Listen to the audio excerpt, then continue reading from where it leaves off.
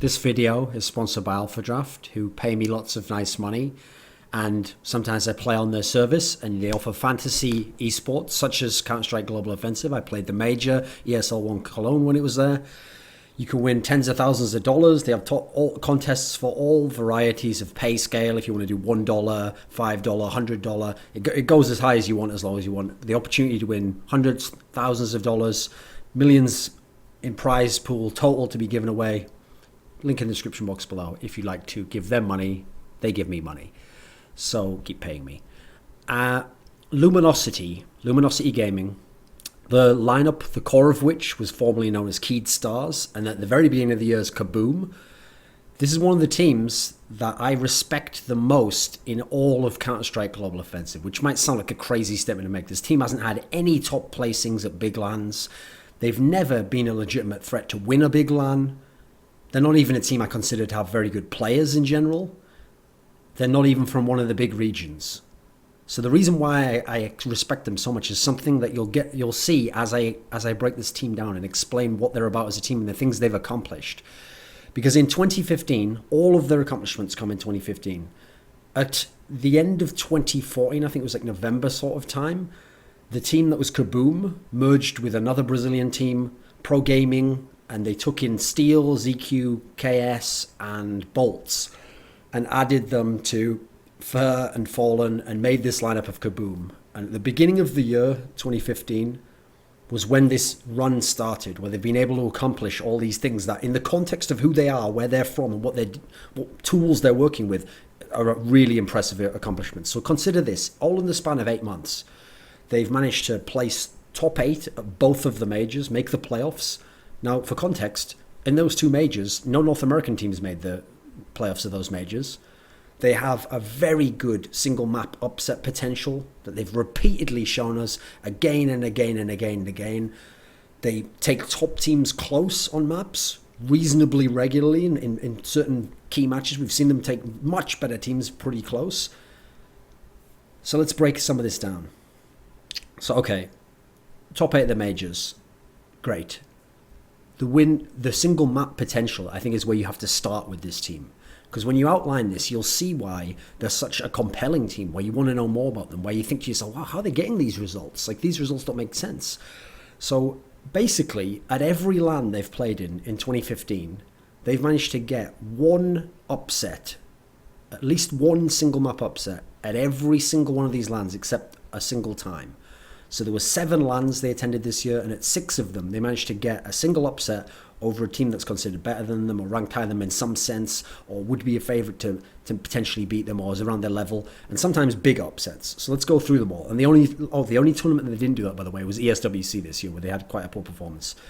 So the year began with MLG at Aspen, and Cloud9 admittedly wasn't in a good place, but they managed to beat Cloud9 on Mirage, big time result, and people were thinking, okay, Cloud9 should at least be able to take care of this Kaboom team.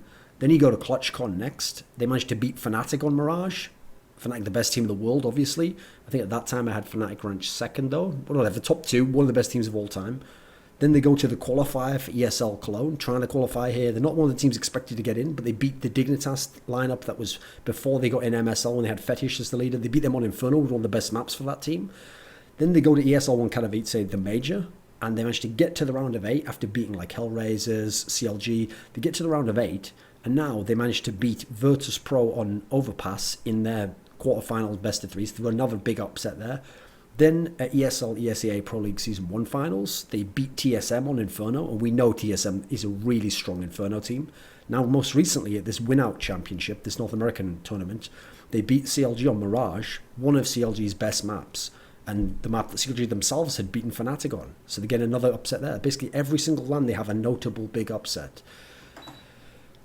In terms of taking top teams close, here's also where you see the quality of this team. And when you see these results, I'm not just going to throw numbers at you. I'm later on going to go into some of the reasons as to why I think they're able to do these things. So when you look at times they've took top teams close, how about at ESL ESEA Pro League Season 1?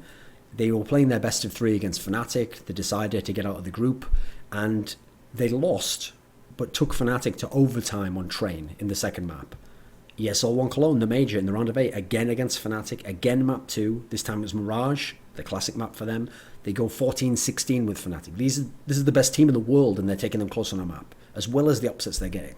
Now, what's interesting, and what's gonna add like a counterpoint to this, is that you're going to think to yourself, right, well, if they're always getting an upset map, and sometimes they're even taking top teams close, then this must be like a legit elite, well, not elite, it must be a legit top 8 team in the world, right? This must be a team where they've got a consistency there, and there's potential there. Like, they're going to show that they're going to win big series over teams, best of threes. They're going to get some of these get 2 upsets in our series and go. But that's the thing. What you have to realize is this is already the accomplishment. When you know who they are, what the makeup of their team is, what the potential is, even the resources they're working with, you'll realize this is already almost maximum capacity. There's not much more you can expect reasonably from this team. And so you have to understand the context to see why this is incredible what they're doing already. Because yes, they're already getting the single map upsets. Yes, they're taking teams who are much better than them close in games as well. They're getting deep in majors. But you have to realize what happens when they don't do that. Well, a lot of the time, they get fucking smashed by teams. Not even always top teams. Like, I looked it up, and this year, in maps, there have been 11 offline maps where they got 6 rounds or less. MLGX, Flames Aspen, they got smashed by Dignitas, who are now TSM. They got smashed by NIP, 16-3. 16-4 was the Dig result. Same tournament, then they were out in the group stage. ESL Katowice, the major. Okay, yeah, I said they won that map over Virtus Pro, right? Overpass, awesome, yeah. Except the other 2 maps of the series, they got 16-4'd by VP on Mirage and 16-1'd by VP on Nuke. So Mirage, remember, is their best map. Then they go to ESL ESEA. So yeah, they took Fnatic super close on Train and they beat TSM. Wow, incredible stuff, right? What I didn't mention is map 1 of the series against Fnatic. They got 16-5 on Inferno, and Inferno in theory was one of their better maps, this Luminosity team. Well, they were called Keyed at the time. Then you go to ESWC this year. They play C9 on Overpass, the map they've beaten VP on earlier in the year. Not even considered a super strong map for Cloud9, like a decent map for them. They get 16-6 by Cloud9. ESL 1 Cologne, this major. Yeah, they played against Fnatic, I told you. And they took Fnatic 14-16 on map 2. Again though, map 1, Train, the map that actually they took the Fnatic close on ESL. But this time, they get wrecked. What was it? 16-5. Then you go to this win-out tournament that they just played here. So okay, they made it to the final. They finished 2nd place. They managed to win one of the strongest maps of CLG, off CLG. Sounds great, right? Except during this tournament, they had 4 maps against CLG where they got utterly dumpstered. They got beaten 16-3 on Cobble. They got beaten 16-6 on Cash. They got beaten 16-6 on Overpass. They got beaten 16-1 on Cobble. Just utterly dumpstered. So the point here is, it's not that they're a terrible team. This isn't saying they're a terrible team. What this is showing is that the way they're accomplishing their amazing results is by getting everything out of what they have at their disposal. And when that doesn't happen, and when teams do outfrag them, when teams have a decent approach against them, and when teams can shut down anything that they're doing, they're shown as not an elite level mix of players, and they don't really have a lot of star players or a lot of firepower, and they don't have a lot of the raw aspects of Counter-Strike beyond the tactics and the team play. But they're a great example of how you can do it right, no matter what skill set you have in your team. You can make it work, and you can make your team more than the sum of its parts. This is the best example I can think of in terms of a mid-tier team that's doing impressive shit with what they've got. So consider this. This isn't a team that's chopped and changed and been able to upgrade stars and get new players and all the rest of it. Of course they aren't. This is a team where they began with that Kaboom lineup, I told you, end of last year, November, going into early this year. They've kept the same lineup through majority of the year. In July, they made a change. They took out ZQKS and brought in Cold. That's the only roster move they made. So they've had this consistent roster the whole year. They've been able to get these consistent results and consistently poor results. So consistent, amazing upsets, consistent, sometimes playing close, but also consistently poor results to go along with it as well. And more of the dumpsters, more like getting dumpstered than having the big upsets. So you can see that this is showing you that where they are roughly ranked now, where they are in the world, this is the best they can expect. And there's also a reasonable ranking, I think, for them. So let's talk about this team, okay? This is a team where, if you look at the scouting report for them, first and foremost, jumps off the page is Mirage. Because this is the team that beat C9 on it, they beat Fnatic on it. Fnatic was an incredible Mirage team. They beat CLG. CLG, this is one of their best maps. They're an Inferno team. Earlier in the year, ESL 1, they beat Hellraisers on it, Katowice. They beat TSM on it at ESL. And they beat the pre-MSL Dignitas on it at the qualifier previously. They look at Overpass, they beat Kingwin on it, they beat Virtus Pro on it. But on all these maps, they also have losses to better teams. They're not auto wins. Now, in terms of maps they don't tend to want to play, they don't really want to play Dust 2 in general. They're not playing Cash much, and you can see how badly some of their results have gone. This is one they got dumpstered on a couple of times. And this is a team where I've only given you 3 strong maps, and now 2 they don't play. The ones in the middle are very much, there's nothing to write home about there. They have some okay results, they also get wrecked on them. They don't have a strong map pool even, but what they are strong on, their strengths, where they do have qualities that work for them, they've maximised them, and they have, because they're executing, because they're using tactics, that's why they're able to make these things work with any reasonable level of consistency. But it's not going to work all the time. Sometimes you're going to get outshot, sometimes the other team's going to outplay you just as a team or individually. They're a team where, even in terms of bans, they're making the most of their bans, actually. I think they're quite an intelligent team at banning. This is how I know they watch demos, how I know they've got good tactical style, and how I know they have a sense even of what they are like as players. They don't fall into that trap of being good on a map, even as a one-map wonder, and then thinking, right, we've always got to get to that map, we can never go away from that, we've always got to play even teams that are much better than us and much better on that map, because it's our best map. They don't do that. This is a really shrewd team at banning, actually. Just look at this last major where they played. And they played, I think it was, let me think, how many would it have been? I think they played 6 maps in total. Yeah, because they played 2 in the first group, then they redraw, and then they played another 2. Is that right? They might have played 1 more there, let me think. I'm not sure anyway. But they banned Inferno 4 times, they banned Dust 2 twice, and they banned Mirage once. And if you look at when they banned them, some of that doesn't make any sense, right? Why are you banning Inferno map you've had a lot of upsets on? Why are you banning Mirage, one of your best map, basically? If you look at the Inferno bans, one was against Kingwin, one was against Envy, one was against Flipside, and one was against Fnatic. Now, Envy and Fnatic, 2 of the all-time great Inferno teams, even with Envy's changed players, we know they're strong on that map. Those are target bans, those are respect bans. Like, we're good on Inferno, but we can't play them on this map. Flipside, that's one that historically we know they're good on. So that's one way they're thinking it's just a target ban, just get that out of there. Their other maps are weaker, we can play them on that. And the Kingwin one, I mean, that's not such a big deal. That's just one where I think they just picked it specifically just because they thought, it's not that bad against Kingwin, because of Kingwin not playing other certain maps, some of the customs, for example, that we want to get into the mix.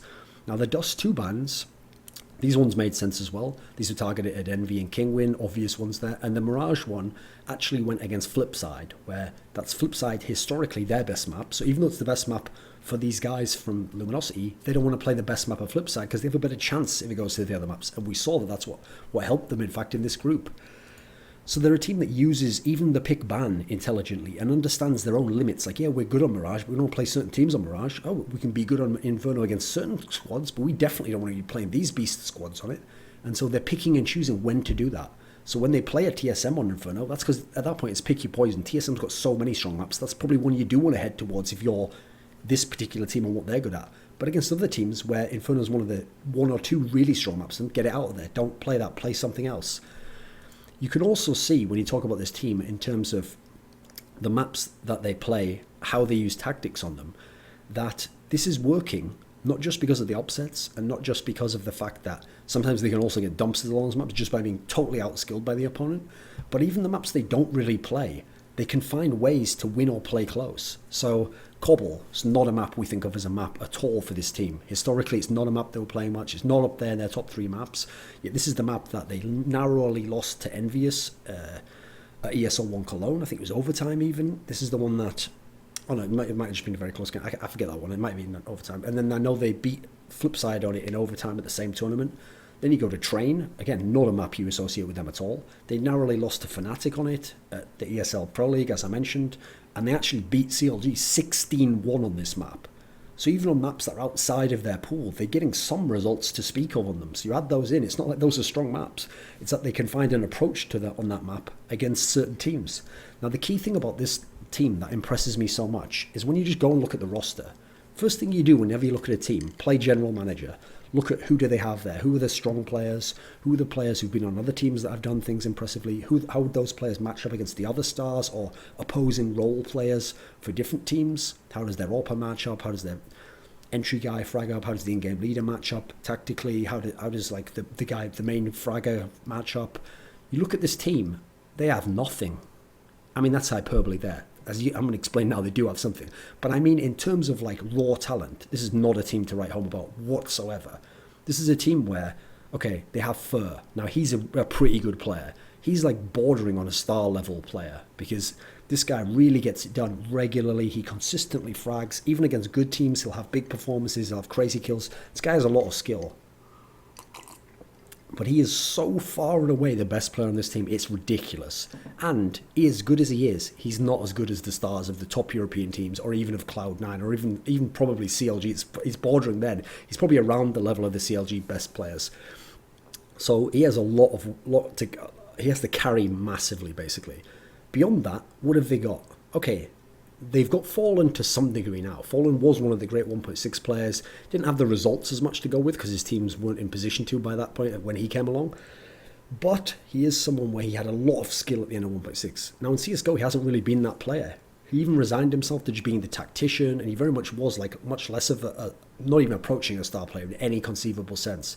He did sometimes use the AWP, like online he'd use it and have some good kills. He started to use it more now, and he is gradually becoming a bit more dangerous. So maybe that's one area they have some potential in, if he can establish himself as more of a consistent good AWPer on LAN. They've now got some more threats on the map. But beyond Fur, reasonably, you look at the rest of the players, and this is a team that doesn't even compare man for man, skill-wise, with like tier 2 EU teams. You look at any of my teams that I ever rank, like 8th, 9th, 10th, 11th, 12th, all these teams are better man for man skill wise than this team, and yet this team's having better results than them. They're outplacing them, they're getting better, more upsets, more single map upsets, they're playing top teams closer than these teams. How are they doing that? Tactics. That's what this team does right. They look at who they have, their personnel, they look at the identity of the team, they look at the strategy, and they apply, right, here's the general approach we're going to take. So they have quite a measured, tactics-based approach, executes. They're very good on certain maps. Mirage is obviously a very famous one. Inferno to some degree, but then Overpass as well we bring into the mix. Then you look at the tactics themselves, and these guys have a real tactical playbook, and they don't just stick with the same thing and run it over and over. They're updating it from event to event. They're looking at opponents' demos and trying to get a couple of tweaks and bring that in, and you can see when they play the game. Here's the thing. When they win, it makes sense. This is the sign of a great... Think about this every time you think of a great team. So think of when Cloud9 was doing well. Think of when Mousespots were on this sick run recently. Whenever you... And when TSM overtook Fnatic briefly in terms of their rivalry, whenever a team like that is actually winning on tactics and not just talented players or a sick individual, crazy intuitive team player like Virtus.pro has, the top tactical teams, what makes them win is that because the tactical style is so defined, the identity is understood, and it's implemented so well. When they win, it makes sense. You can look at the tactics they did, you can look at the reads they make, you can look at the calls they made, and how that worked out in the game. But also when they lose, it'll make sense. Like you'll see when something got countered, or when they tried to do the right thing, everything played out correctly, but then someone didn't make certain kills, and the other guy did outplay them. You can see, it even makes sense they lost there. They put themselves in a good position, but they didn't have the right player to get the kill there, or they lacked some skill and firepower against this opponent. That's the thing with this team. It makes sense when they get the big single map upsets. Makes sense when they play better teams close. Also makes sense when they get dumpstered even by lesser teams or get utterly wrecked by top teams. That makes sense as well when you watch these games. They don't have the roster to be able to be making top fours of these majors and having sick best of 3 series wins over people. But tactically, if you want to talk about maximum efficiency in terms of your tactics and working with your personnel, this is one of the teams in the world that's getting the most out of their players. Now then, one of the reasons I think it's significant to make this video and to make that emphasis that this isn't a very skilled team, but they are accomplishing really impressive things for who they are, the context, is the context of who they are in terms of where they come from as well and their circumstances. Because think of all the excuses we had to hear from North American teams. Not as much now, because things have started to change in terms of a lot of money's coming in the scene, a lot more opportunity, a lot more lands. But especially last year, the number of excuses we used to hear about how we don't get paid that much salary. Well, back then, the teams that we're talking about from North America used to complain like that. Were getting much more salary than this team was, probably until they joined Luminosity. I doubt they were making very much salary, if anything, from some of these other logs they were with. Because instead they wanted the money to travel with, and they wanted to go there to places, and they wanted a chance to boot camp.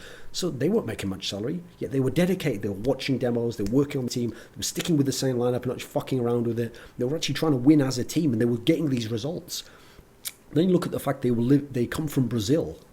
So okay, they come from Brazil, but people are going to, wait, Thorin, they were boot camping in NA. It's funny how that becomes a valid reason to sort of, people make out, they characterize this Luminosity team boot camping in NA for some of the lands as though that's like almost as good as living in NA. Well, no, because remember, in 2014, there was this period about a month where Cloud9 came to Europe and played a whole bunch of European events. They played the FACE LAN, they played ESWC, and they played DreamHack Winter. And what happened after that period? They were like, them and their fans were like, we're burned out, oh, it's just too long boot camping that long, it takes its toll on you really a lot, it's not the same as living in Europe. And yet people now ignore all of that when applying the same sort of scenario to these guys when they were moving into NA. And this must be a lot of strain, that's a lot more different than living there. And so actually, you've got to give them more props than the people who live there and are accomplishing less, obviously. They're also a team, remember, where they, to some degree, have to sort of stick with the same lineup. Not that many people have experience from their country. They can't import players the same way as NA teams can. If you're an NA team, you can not only get any player who speaks good English, but in theory, you could even get people from fucking Australia. I mean, obviously they speak good English, but what I mean by that is they're not even on your same continent, but you have the advantage of them being within the pool of people who speak your language. In this particular case, these guys have to recruit people who speak Portuguese. So basically they've got a choice of fucking Brazil and Portugal. And even then, Portugal's dialect's like a little bit different where they might not even want that. So this is not a dream scenario in terms of if you want it upgrading at more skill, etc., etc. They're also a team that they're going against monster teams and having some of these results. Teams they can't practice against because they're in NA or in Brazil. It's not that they're going against like lesser teams and like they get the C9 upset and then they're getting upset, or maybe off King win every now and then. No, they're getting upsets on huge major teams. Fnatic, TSM, Virtus Pro. This is big time shit, guys. This is impressive as fuck. So I just wanted to make this video because I have a lot of respect for these guys. This is the team where if you want to make a fucking movie, you'd make it about this team. It wouldn't be about some team like Cloud9 where they got some stars and then they finally got it all together. That's great and everything, but they always should have been able to do something more than they were doing with players they had in the past anyway, and the resources they had and all the opportunities and the history of the players. This team, this is the team right here where these are the plucky underdogs. These are the guys who, on paper, there's no reason they should be able to compete, but they're doing so because they understand the fundamentals of how to play as an actual team, how to put people in roles that work for them, how to use tactics to execute and pick apart the weaknesses of the opponent and emphasize your own strengths, how to look reasonably and be reflective on your own map pool and not delusionally use that sort of NA logic of like, well, if we don't think we'll win on this map, then how are we ever going to win the tournament? Well, it's like, yeah, but that's not a good rationale when you're then picking fucking like Dust 2 into Envious, is it? That's not a good rationale. So instead, they reasonably look at who they are, what their skills are, how good the opponent is, and then ban properly, play properly, use the proper tactics, put people in the right positions, put their star in the right positions, and they're able to get what, for their context, is really an impressive resume of results. And I can't wait to watch them more because even though they don't have the flash in their game, I just enjoy watching teams who play the right way. And this is a team who does play the right way. So keep paying the right way. Alpha Draft.